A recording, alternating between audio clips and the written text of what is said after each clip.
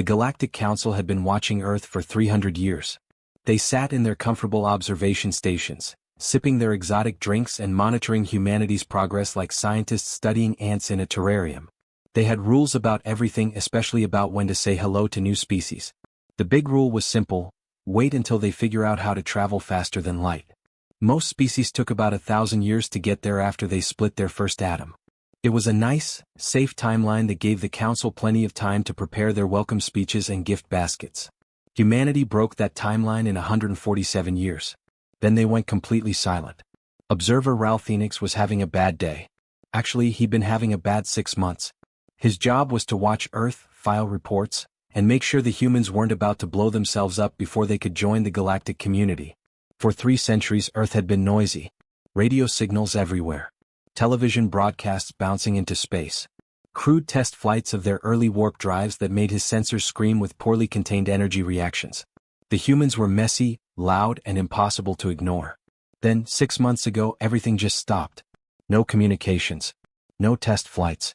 Not even the usual military chatter that every developing species seemed to produce in embarrassing quantities. It was like someone had flipped a switch and turned Earth off. Ralph Phoenix filed his reports every week, each one more concerned than the last.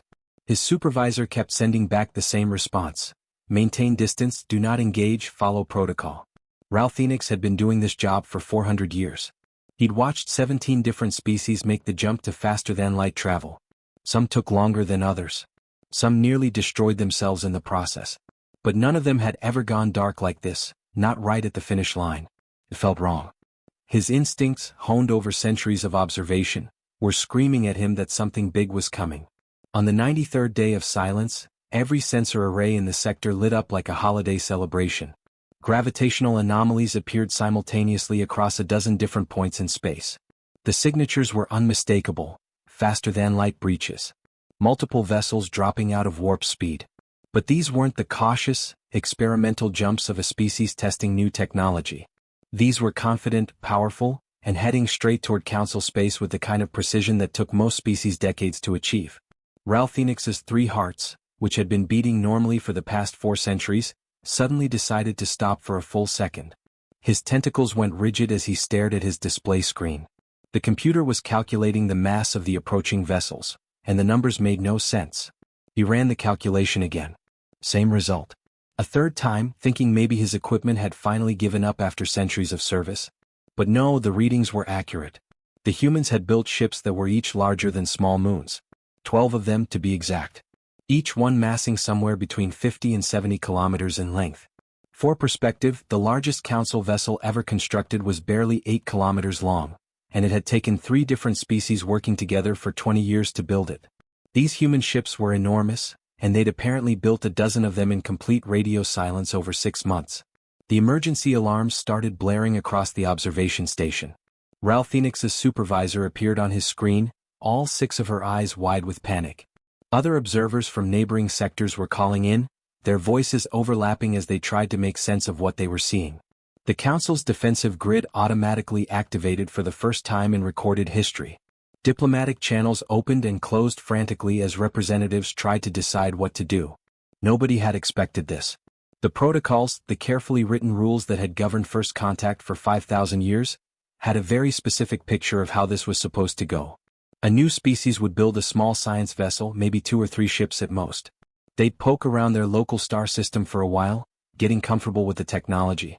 Then they'd venture out slowly, cautiously, sending greetings and hoping someone would respond. The Council would evaluate them, make sure they weren't too dangerous, and then send a beautiful diplomatic ship to welcome them to the galactic community with open arms and formal ceremonies.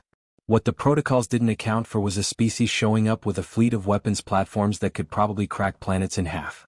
Ralph Phoenix pulled up the detailed scans as the human vessels came into clearer view. His hopes that maybe they were peaceful colony ships died instantly.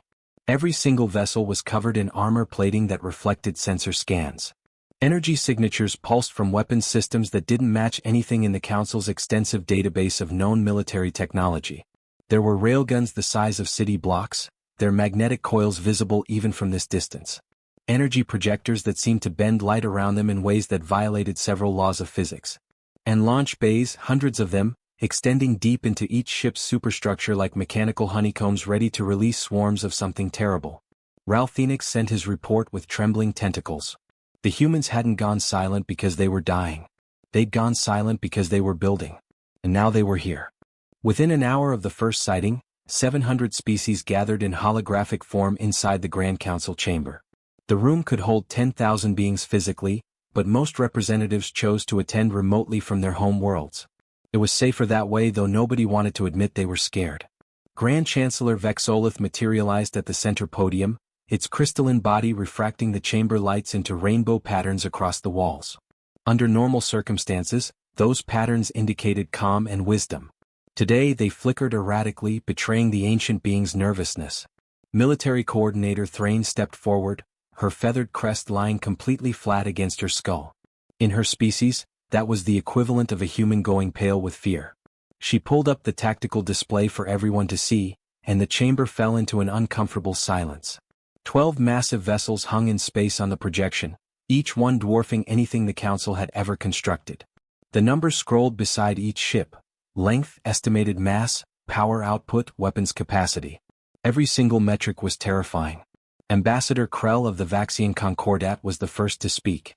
His voice rumbled like rocks grinding together, and he forced out a laugh that nobody found convincing. He'd been on the Council for 600 years and had seen 3 different species join the galactic community. This, he insisted, had to be some kind of misunderstanding. No species built warships for their first journey to the stars. They built exploration vessels, science ships, maybe some cargo haulers for colonization efforts. These had to be converted mining ships, he argued. Humans probably just strapped some weapons onto asteroid processors and hoped nobody would notice. But Ralph Phoenix knew better. He'd been watching humanity for longer than anyone else in the chamber. He understood their patterns, their methods, their mindset. When humans went quiet, they weren't dying or giving up. They were planning. They were building. And apparently, they'd spent 6 months building exactly what they wanted the Council to see. The holographic display updated with real-time visual data. The lead human vessel had dropped out of faster-than-light travel at the very edge of Council space, close enough to be seen but far enough to avoid immediate conflict. The image quality was perfect, which meant the humans wanted them to see every detail. The ship wasn't a converted mining platform. It was purpose-built for war.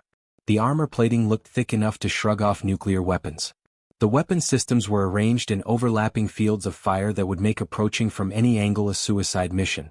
And those launch bays, hundreds of them dotting the hull like dark eyes, seemed to pulse with barely contained energy. Ambassador Fexen of the Harmony Collective, a species known for their peaceful nature and philosophical outlook, whispered something that made everyone uncomfortable. These weren't explorers coming to learn and grow. These were conquerors coming to take what they wanted. The word hung in the air like poison gas. Conqueror. It was a term the Council hadn't used seriously in 5,000 years. The last major conflict had been so long ago that most species only knew about it from history files. Grand Chancellor Vexolith's crystalline form shifted through several colors before settling on a deep amber that indicated decision-making mode. The Chancellor ordered the deployment of the greeting protocol, the same peaceful first contact procedure that had worked flawlessly for millennia. A beautiful ship called the Serene Dawn was prepared for launch. It was designed specifically to inspire wonder and hope in new species. Its hull was decorated with artistic representations of all 700 Council member species. Its interior contained gifts, cultural exchanges, and translation matrices that could decode almost any language. The crew consisted of 50 volunteers from 20 different species, all of them experts in making new civilizations feel welcome and valued. Captain Yulmore commanded the Serene Dawn. He was a legend in first contact circles, having successfully welcomed 16 different species to the galactic community over his long career. He'd seen nervous species, aggressive species, paranoid species, and everything in between. He knew how to calm fears, answer questions, and make everyone feel like joining the Council was the best decision they'd ever make. As his ship approached the human fleet, he felt the same confidence he always did. Sure, the humans had big ships, but that just meant they were compensating for insecurity. Once they saw the Serene Dawn and understood what the Council offered, everything would be fine. The Serene Dawn accelerated toward the human vessels, broadcasting friendship messages in 17 different languages, including several Earth languages they decoded over the centuries. Captain Yulmore sat in his command chair, watching the massive human ships grow larger on his view screen. His crew worked quietly at their stations, preparing gift packages and cultural presentations. The atmosphere was professional and calm, exactly as it should be for such an important moment. 3 hours later, the serene dawn returned to Council space. The ship's exterior looked perfectly fine, not a scratch on its decorated hull. But when the boarding team opened the airlock, they found something that would haunt the Council for years to come. Every crew member was still at their station, frozen in place, their faces locked in expressions of absolute terror. The ship's black box was playing a human transmission on repeat, broadcasting it through every speaker on every Council station simultaneously. And the message made it clear that humanity had not come to ask permission for anything. The serene dawn drifted through the docking bay like a ghost ship. Emergency medical teams rushed aboard, expecting to find injured crew members or signs of a violent attack. What they found was worse than anyone had imagined. The 50 crew members sat frozen at their stations, their bodies perfectly preserved but their minds clearly broken by whatever they had witnessed. Their eyes were open, staring at nothing. Their hands were still gripping their control panels. One communications officer had been in the middle of typing a message that simply read over and over. Run, run, run, run, run. The ship's black box began playing automatically the moment anyone entered the command deck. The human transmission echoed through the corridors, impossible to shut off, impossible to escape. Technical teams tried everything to stop it, but the humans had done something to the ship's systems that made the message play on loop through every speaker in every Council facility that connected to the Serene Dawn's network. Within minutes, billions of beings across 700 worlds were hearing the human voice. The voice was calm, almost friendly, which somehow made it more unsettling. It spoke in 17 different languages, switching between them seamlessly. Some of the languages hadn't been used on Earth for centuries, which meant the humans had done their homework thoroughly. The message started simply enough, almost polite. They acknowledged receiving the Council's messages over the past 300 years. They decoded the mathematics, studied the greeting protocols, learned all about the universal standards of conduct that govern civilized species. They understood the rules perfectly well. Then came the pause. 5 full seconds of silence that felt like an eternity to everyone listening. The human voice returned, but the tone had changed subtly. They talked about how the Council had watched Earth for 3 centuries. How they'd observed humanity split atoms, burn cities, nearly destroy themselves 3 separate times. The Council had rules about when to make contact, the voice explained. Very specific rules. Very carefully followed protocols. The humans understood completely. The Council followed their rules no matter what happened to the species they were watching. The next word hit like a physical blow. We don't. The transmission shifted from audio to data streams. Detailed tactical scans of Council military installations flooded every connected system. Supply route maps appeared showing every weakness in the defensive grid. Analysis of weapon capabilities across 17 sectors scrolled past faster than anyone could read but slow enough to understand the implications. The humans had been studying the Council just as carefully as the Council had been studying them, except the humans hadn't been sitting back and taking notes. They'd been planning. At the end of the data dump came a countdown timer. 72 hours. The humans were giving the Council 3 days to respond before their fleet advanced deeper into Council space. 3 days to decide how to handle a species that had just demonstrated they knew everything about Council defenses and weren't impressed by any of it. Grand Chancellor Vexolith called for immediate military mobilization. The words felt strange coming from the ancient being who had presided over 5,000 years of peace. But there was no choice now. 5,000 warships from hundreds of different worlds began converging on the boundary between human and Council space. It was the largest military force ever assembled in recorded galactic history. Ships that had been in storage for centuries were pulled out, cleaned up, and pressed into service. Crews were called back from retirement. Weapon systems that existed only as deterrents were suddenly being armed and tested. Admiral Krexthor took command of the defensive fleet. He was old, even by his species' standards, and carried scars from the wars of unification that had happened so long ago most people thought they were legends. He'd actually fought in battles where ships fired on each other with intent to kill. He understood violence in a way that modern Council citizens couldn't comprehend. When he looked at the tactical displays showing the 12 human vessels, he didn't see ships. He saw a carefully designed trap. His command staff gathered around the holographic projector as Krexthor zoomed in on the human vessels. Every weapon system was clearly visible. Every power signature could be read and analyzed. Every tactical vulnerability was right there in the open for anyone to see. His second officer suggested this meant the humans were overconfident, maybe even stupid. They were showing all their cards before the game even started. Krexthor's mandibles clicked together in what his species used as a smile, though there was no humor in it. He explained what his centuries of combat experience told him. The humans weren't being careless or arrogant. They were being deliberate. They wanted the Council to see exactly what they were bringing to this fight. They wanted every tactical analyst in Council space to study those ships and calculate the odds. They wanted the admirals and generals to commit everything they had based on what they could see. Because what they could see was only what the humans wanted them to see. It was bait, pure and simple, and the entire Council was about to bite down hard on the hook. Krexthor gave orders to proceed with the standard battle formation, knowing full well it probably wouldn't matter. The humans had spent 6 months in silence preparing for this moment. They hadn't come all this way just to lose a fair fight. Which meant this wasn't going to be a fair fight at all. The two fleets met at a region of space called the Threshold. It was a nasty piece of territory where cosmic radiation played havoc with sensor equipment and made accurate readings nearly impossible. Military strategists had marked it as a natural choke point for centuries, though nobody had ever actually needed to use it for combat. 5,000 Council warships arranged themselves in a formation designed to look overwhelming and terrifying. Every weapon system glowed hot and ready. Every shield generator hummed at maximum power. It was a display of force meant to make any reasonable species turn around and reconsider their life choices. The 12 human ships didn't even slow down. They came through the threshold like they were out for a casual cruise through empty space. No evasive maneuvers. No defensive posturing. They just kept coming in a straight line directly toward the Council fleet.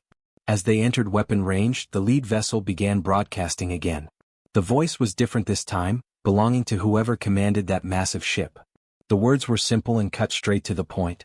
5,000 ships versus 12. The human commander seemed amused by the math.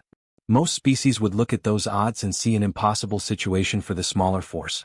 But the voice asked a question that made Admiral Krexthor's blood run cold. Did the Council think humanity was outnumbered? Or had it occurred to anyone that 12 ships might be all they needed? The first shot came from a nervous weapons officer on a Delphic cruiser. Nobody gave the order to fire, but fear has a way of making fingers twitch at the wrong moment.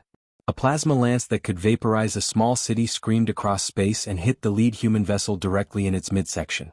The weapon was designed to punch through heavy armor and superheat everything inside until the ship tore itself apart from internal explosions. It had never failed in 300 years of testing and occasional use against pirates. The plasma dissipated against the human ship's hull like rain hitting stone. Not even a scorch mark remained. The human response came so fast that most sensors didn't register it happening. The lead ship launched a single drone, a small craft barely the size of a shuttle. It crossed the distance between the fleets in seconds, broadcasting continuously on all frequencies. Mathematical proofs scrolled past.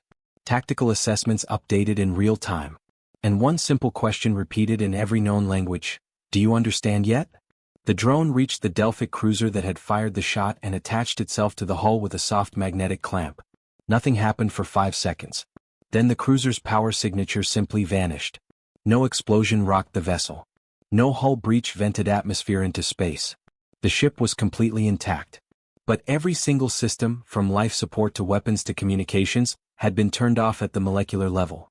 The crew was alive inside, floating in zero gravity in the dark, trapped in their own ship that had become their coffin. The human transmission continued with that same calm, almost educational tone. That was one drone, the voice explained. Each of the 12 ships carried 1 million of them. Simple math meant the human fleet could deploy 12 million drones that could apparently shut down any Council vessel they touched. The engagement could be over in the time it took an organic being to blink. Every ship in the Council fleet could be left intact but dead, drifting in space with living crews trapped inside. But the humans weren't going to do that. Admiral Krexthor watched his tactical display update with new information. The human ships were powering down their weapons systems. Active camouflage that had been hiding portions of their hulls deactivated across all 12 vessels. What appeared underneath made hardened military veterans struggle to process what they were seeing. The ships weren't covered in weapons after all. They were covered in names.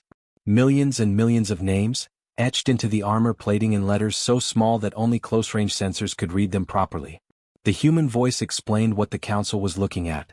Every name belonged to a human who had died while the Council watched and waited. Every life lost in wars that might have been prevented with outside intervention. Every victim of plagues that might have been cured with advanced medicine.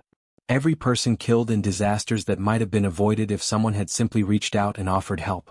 The humans had covered their warships in the names of their dead so they would never forget what the Council's protocols had cost them. A new set of coordinates appeared on every Council ship's navigation system. A rendezvous point in neutral space, far from both human and Council territory. The human commander's voice took on a harder edge. They hadn't come to conquer worlds or destroy civilizations. They'd come to make sure the Council understood what humanity had become while being watched like laboratory specimens. The Council had 24 hours to send someone who could actually negotiate, not soldiers who blindly followed protocols written 5,000 years ago. Then the human fleet turned as one and vanished into faster-than-light travel, leaving 5,000 Council warships sitting in empty space. Nobody had fired another shot. Nobody had been killed. But everyone present understood they had just lost a battle without actually fighting it. Admiral Krexthor had to report back to his government and explain how the greatest military force ever assembled had been humiliated by 12 ships that hadn't even needed to try. The negotiation chamber was a converted cargo bay on a neutral space station that both sides agreed upon after hours of tense back-and-forth communications. The Council didn't trust human territory, and the humans made it clear they weren't stepping foot on any Council world until terms were established. The room smelled like recycled air and metal, with basic chairs and a simple table that had probably been used for loading manifests before being repurposed for the most important diplomatic meeting in galactic history. Grand Chancellor Vexolith arrived with a security detail of 50 guards and a diplomatic team that filled half the cargo bay. Translators, legal experts, military advisors, and representatives from 24 major Council species all crowded into the space. They brought recording equipment, data tablets, and enough ceremonial items to outfit a museum. The humans sent 3 people. Admiral Rebecca Torres walked in first. She was 67 years old with gray hair cut military short and a face that showed every hard year she'd lived. Scars crossed her left cheek and disappeared under her uniform collar. She moved with the careful precision of someone whose body had been rebuilt too many times to count.